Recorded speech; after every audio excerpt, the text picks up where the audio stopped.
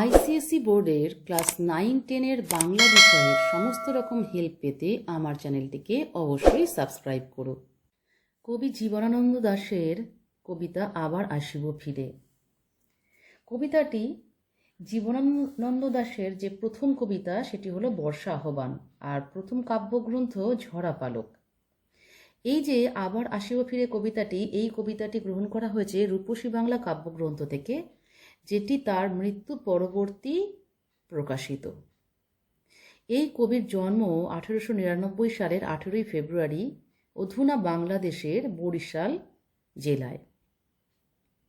তিনি কবি হলেও অনেক প্রবন্ধ রচনা করেছিলেন, আর মৃত্যুর আগে তিনি 14টি উপন্যাস, 108টি ছোট গল্প রচনা করেছিলেন, যা তার জীবদ্দশায় প্রকাশিত হয়নি।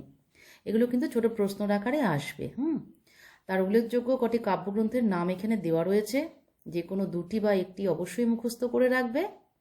আর তার মৃত্যু পরবর্তী প্রকাশিত অন্যতম কাব্যগ্রন্থ দুটি নাম দেওয়া রয়েছে, একটি রূপসী বাংলা, একটি বেলা অবেলা কালবেলা।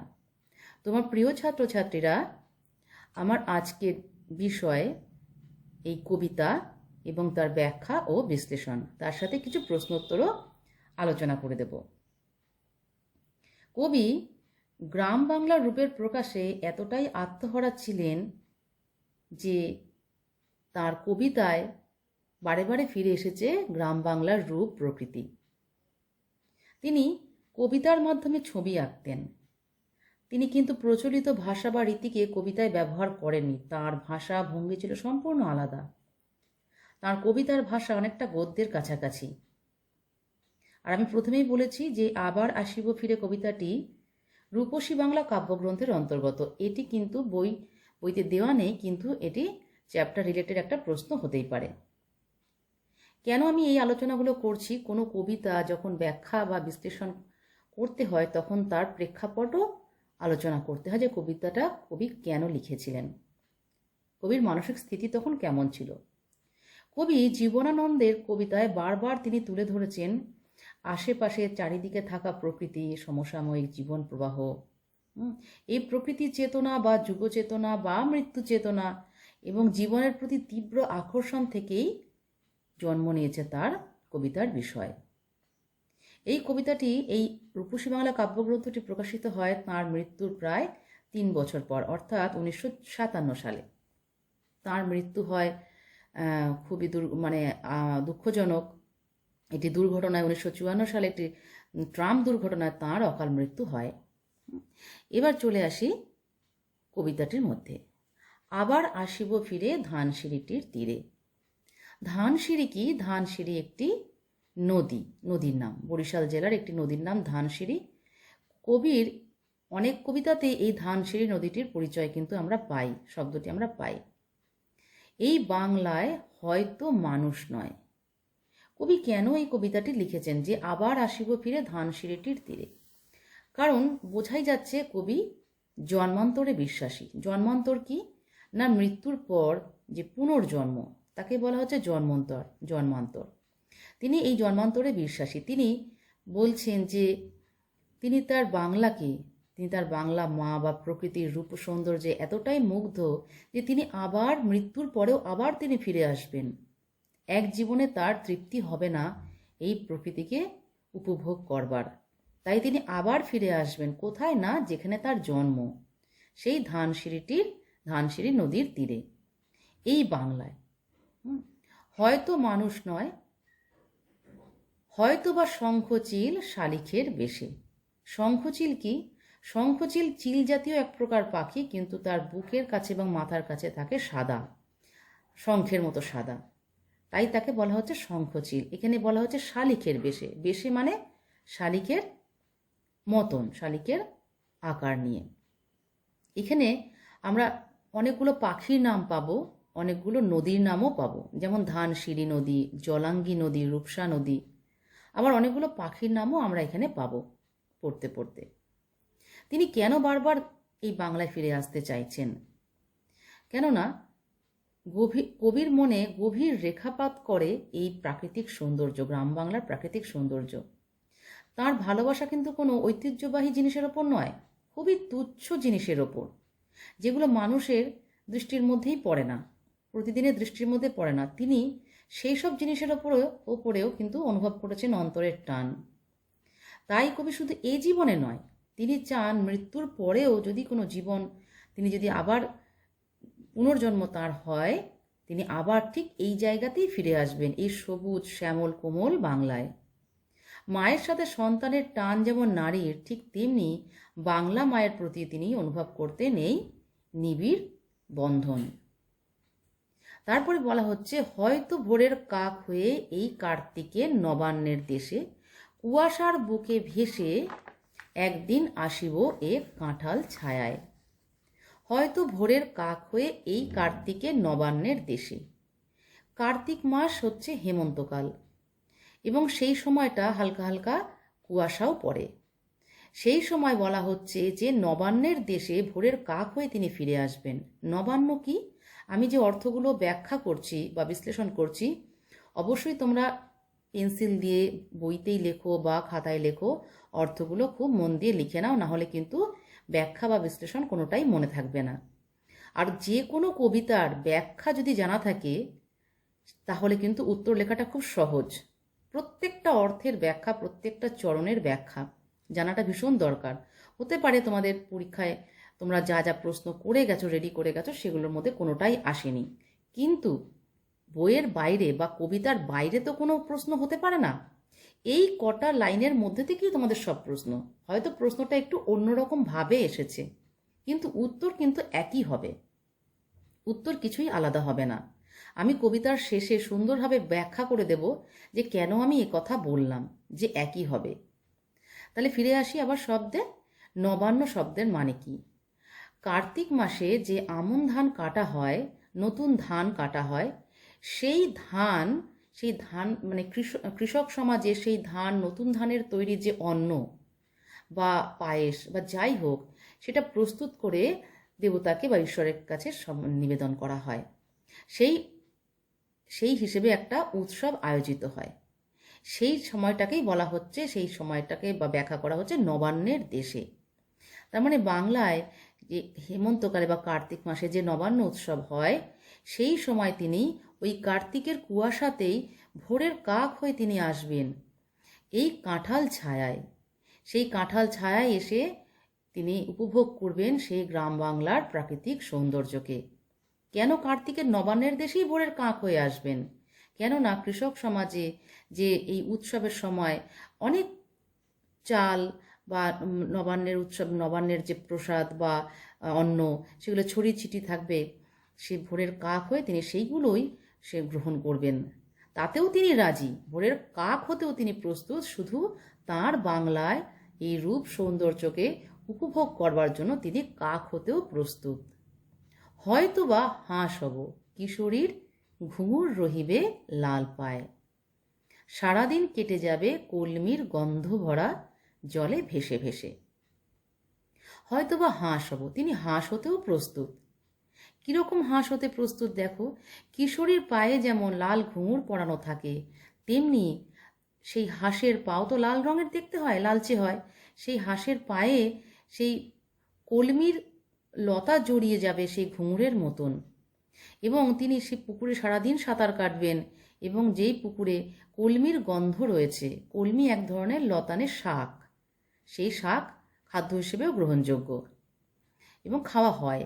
সেই কলমির গন্ধ ভরা জলে তিনি ভেসে বেড়াবেন, সেই জলের গন্ধ তিনি আঘ্রাণ করবেন, তিনি প্রাণ ভরে সেই ঘ্রাণ নেবেন, কারণ সব কিছুতেই তিনি পান এক অপার্থিব আনন্দ। এই যে কলমির গন্ধ ভরা পুকুরের স্বচ্ছ জল, বা এই যে হাঁস বা কাক বা শঙ্খচিল শালিক, তিনি সব কিছু হতে প্রস্তুত। তিনি এই সব হয়েও তিনি বারে বারে ফিরে আসবেন, কারণ তিনি জন্মান্তরে বিশ্বাস করেন, এবং এক জন্মে তার এই তৃপ্তি হবে না, তিনি বারে বারে জন্ম নেবেন, এবং এই বাংলার এই ধানসিঁড়ির বুকেই তিনি, ধানসিঁড়ির তীরেই তিনি জন্মাবেন। আবার আসিব আমি নদী মাঠ ক্ষেত ভালোবেসে, জলাঙ্গির ঢেউয়ে ভেজা বাংলার এ সবুজ করুণ ডাঙায়।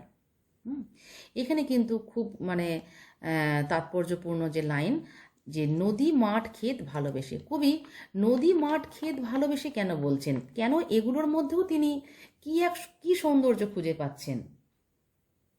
কবির বাংলার যে নদী মাঠ ক্ষেত, এই প্রকৃতি এক অদ্ভুত আত্মিক সম্পর্ক অনুভব করেছেন। এটা কিন্তু তাৎপর্য আসতে পারে যে নদী মাঠ ক্ষেত, এই শব্দগুলির তাৎপর্য কি, ভালোবেসে, নদী মাঠ ক্ষেত ভালোবেসে, এই শব্দগুলির তাৎপর্য কি। এই যে বঙ্গ প্রকৃতি, তার যে স্বচ্ছ নির্মল নিরাভরণ রূপ কবির কাছে অসাধারণ অপরূপ হয়ে ধরা দিয়েছে বারবার। তিনি এই বাংলার রূপ দেখবার জন্য পৃথিবীর অন্য কোনো রূপকে আর দেখতে চান না, তিনি আকর্ষণ বোধও করেন না। আমরা কিন্তু তাঁর আরেকটি কবিতায় পাই যে তিনি এই বাংলা রূপ দেখার পর পৃথিবীর আর কোনো রূপকেই তিনি দেখতে চান না, আকর্ষণ বোধ করেন না। সাধারণের কাছে যা তুচ্ছ, কবির কাছে তা নৈসর্গিক, তার শোভা অতুলনীয়। তাই কবি বাংলার এই যে সবুজ শ্যামল প্রকৃতি, তাতে একাত্ম হয়ে থাকতে চান। তাই তিনি বলছেন যে নদী মাঠ ক্ষেত এই সবকে ভালোবেসে তিনি আবার এই বাংলায় ফিরে আসবেন, এই বাংলার সৌন্দর্যকে বারবার তিনি উপভোগ করবেন। আর এই যে বলছেন জলাঙ্গির ঢেউয়ে ভেজা বাংলার এ সবুজ করুণ ডাঙায়, জলাঙ্গি কি, জলাঙ্গি একটা নদী।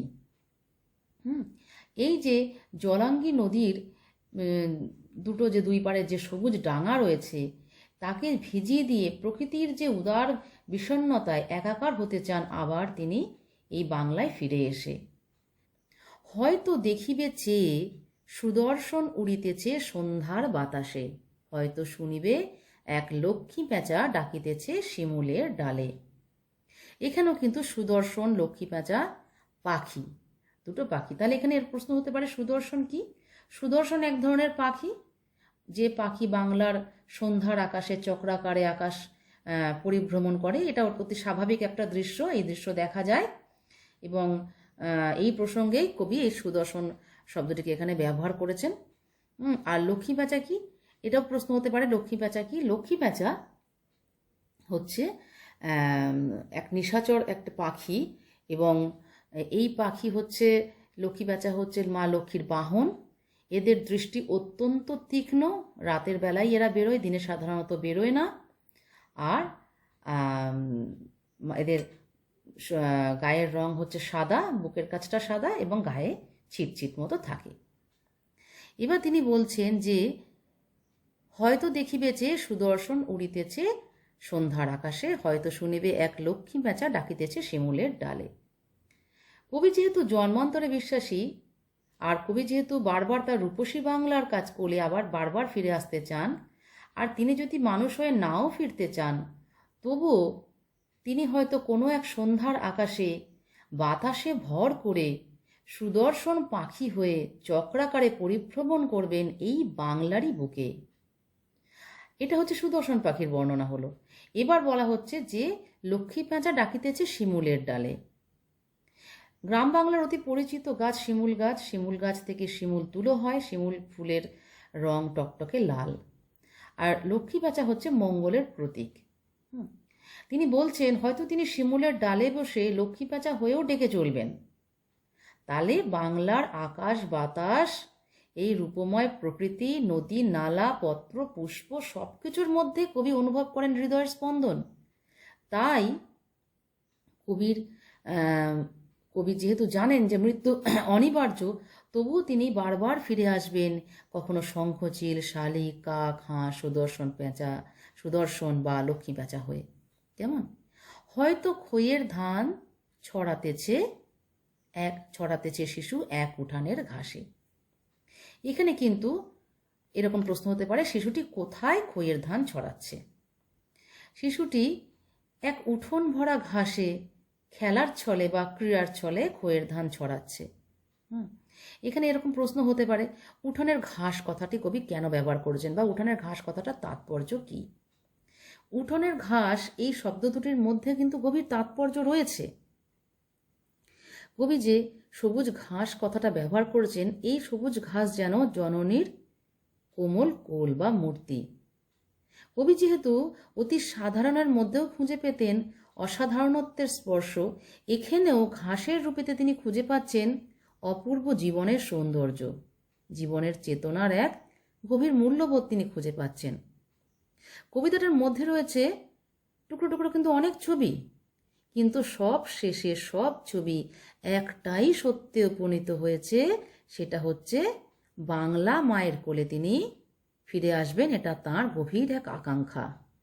তাই তিনি উঠোনের ঘাসের মধ্যেও খুঁজে পাচ্ছেন আনন্দ আর ভালোবাসার স্পর্শ, যেন মায়ের স্নেহ স্পর্শ তিনি খুঁজে পাচ্ছেন উঠোনের ঘাসে। কেমন? রূপসার ঘোলা জলে হয়তো কিশোর এক সাদা ছেঁড়া পালে।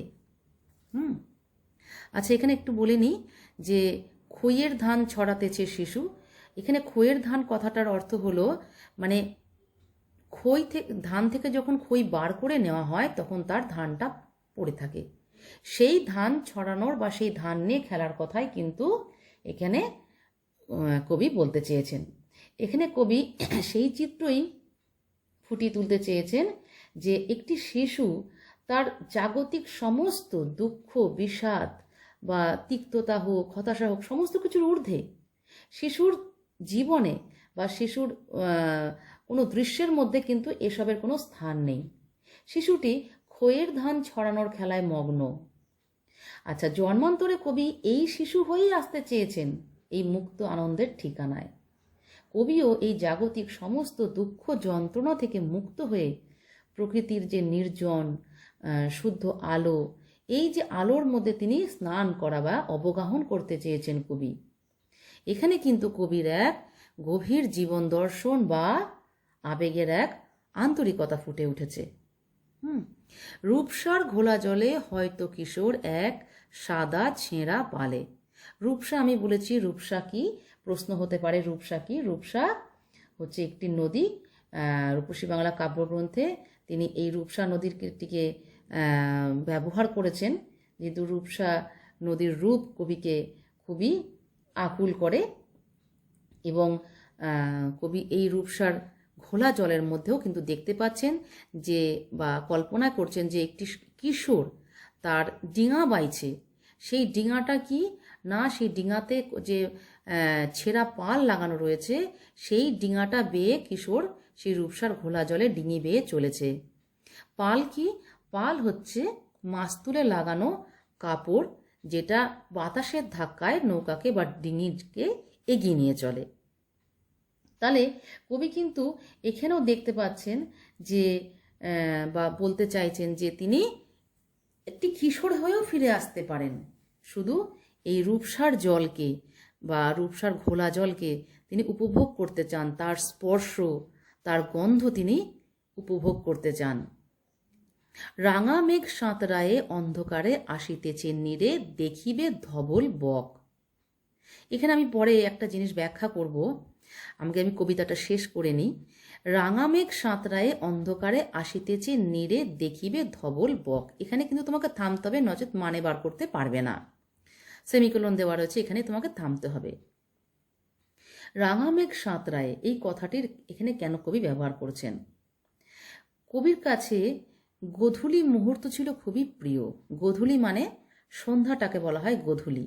তিনি বলছেন যে এই যে অস্তমিত সূর্যের যে রক্তিম আভা পশ্চিম আকাশে ছড়িয়ে পড়ে এবং মেঘেরাও রক্তিমাভ হয়ে ওঠে, আর সেই মেঘের ঢেউয়ে সাঁতার দিতে দিতে সন্ধ্যায় যে ঘরে ফেরা সাদা বক উড়ে চলেছে, কবি সেই বক হয়েও কিন্তু আবার ফিরতে পারেন এই বাংলার বুকে বা এই বাংলার আকাশে। শুধুমাত্র তার প্রিয় বাংলার প্রকৃতির সান্নিধ্য লাভের আশায়, কারণ তিনি বাংলাকে খুব ভালোবাসেন। তিনি জন্মান্তর ধরে যে কোনো রূপেই তিনি এই বাংলার বুকে ফিরে আসতে চান। আমাকেই পাবে তুমি ইহাদের ভিড়ে, এই কথাটাও কিন্তু ব্যাখ্যা করতে আসতে পারে কবি কেন এদের ভিড়ে নিজেকে পাওয়ার কথা বলছেন। কবির আকাঙ্ক্ষা তিনি আবার জন্ম নেবেন তার বাংলা মায়ের কোলে। এই যে উদার, এই যে উন্মুক্ত প্রকৃতি, এর মধ্যে তিনি যদি মানুষ হয়ে নাও ফিরতে পারেন, মনুষ্যতর কোনো প্রাণী যেমন পাখি হোক বা অন্য কোনো প্রাণী হোক, তার রূপেও তিনি ফিরে পেতে চান এই বাংলাকে। তিনি জন্মান্তর ধরে এই বাংলার বুকেই ফিরে আসবেন বাংলাকে ভালোবেসে। তাই কবি বলেছেন যে এদের ভিড়েও তাকে খুঁজে পাওয়া যাবে। তাহলে এটা ছিল এই কবিতার সম্পূর্ণ ব্যাখ্যা। মাঝে মাঝে আমি কিন্তু প্রশ্ন আলোচনা করেছি। আর এই কবিতাটি আমি বললাম যে আমি শেষে একটা জিনিস ব্যাখ্যা করব, সেটা হলো এই কবিতাটি হলো সনেট জাতীয় কবিতা। কারণ এখানে 14টি চরণ আছে এবং চরণগুলি 8 আর 6 এই দুটি স্তবকে বিভক্ত।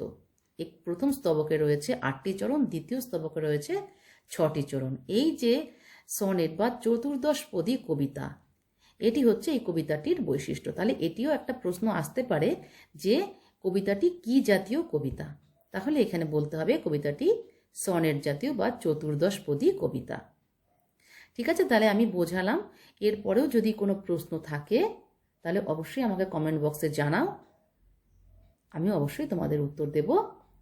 আমি বলেছিলাম যে কবিতা ব্যাখ্যার শেষে আমি বলে দেব যে প্রশ্ন অনেক রকমই হতে পারে, কিন্তু উত্তর একই হয়। কিভাবে হয় দেখো, যদি এই লাইনটা তুলে প্রশ্ন হয়, আবার আসিব ফিরে ধান সিঁড়িটির তীরে, এখান থেকে যদি বলা হয় যে আবার আসিব ফিরে উদ্ধৃতিটির তাৎপর্য ব্যাখ্যা করো বা উদ্ধৃতিটি ব্যাখ্যা করো, এর তোমরা যা উত্তর লিখবে।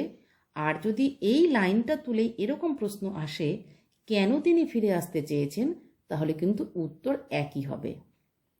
তাই আমি বলেছি কবিতার সারমর্ম হচ্ছে এটাই যে কবি পুনর্জন্মে বিশ্বাসী, জন্মান্তরে বিশ্বাসী। কবি বারবার ফিরে আসতে চেয়েছেন কবি বারবার ফিরে আসতে চেয়েছেন, বিভিন্ন রূপে হলেও তিনি ফিরেই আসতে চেয়েছেন। শেষ পর্যন্ত তিনি এই বাংলাকে উপভোগ করবার জন্য তিনি ফিরে আসবেন। এবং তারই একই কথা তিনি বারবার প্রতি লাইনেই বলেছেন, শুধু আলাদা আলাদা ভাবে। কখনো শঙ্খচিল, কখনো শালিক, হাঁস, লক্ষ্মী পেঁচা, সুদর্শন, শিশু, কিশোর, এই রূপে তিনি ফিরে আসবেন। কিন্তু তার উদ্দেশ্য একটাই, যে তিনি এই বাংলা মায়ের কোলে ফিরে আসবেন, বাংলার প্রকৃতিকে, সৌন্দর্যকে উপভোগ করবার জন্য। তাহলে যদি এরকম দুটো আলাদা আলাদা একই লাইন তুলে দুরকম ভাবে প্রশ্ন হয়, উত্তর কিন্তু একই হবে। সুতরাং চিন্তার কোনো কারণ নেই। তোমরা কবিতার ব্যাখ্যা, মর্মার্থ, বিশ্লেষণ খুব ভালোভাবে শুনে নাও, শুনে রাখো, অর্থ জেনে নাও, উত্তর লিখতে কোনো সমস্যার সম্মুখীন হতে হবে না। কেমন? এবং আজকের ভিডিও আমার এ পর্যন্তই। সবাই ভালো থেকো। কেমন?